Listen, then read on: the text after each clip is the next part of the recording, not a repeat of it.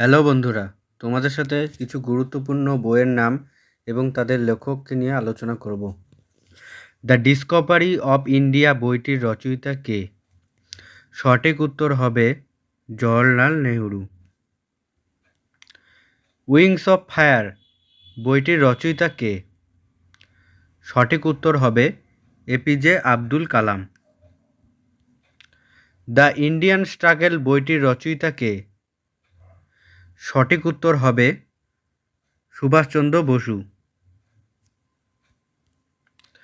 India Wins Freedom বইটির রচয়িতা কে? সঠিক উত্তর হবে Maulana Abul Kalam Azad. Songs of Life বইটির রচয়িতা কে? সঠিক উত্তর হবে সরোজিনী নাইডু। আনন্দমঠ কার রচনা? সঠিক উত্তর হবে বঙ্কিমচন্দ্র চট্টোপাধ্যায়।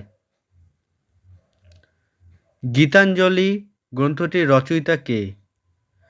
সঠিক উত্তর হবে রবীন্দ্রনাথ ঠাকুর। অ্যান এরা অফ ডার্কনেস বইটির রচয়িতা কে?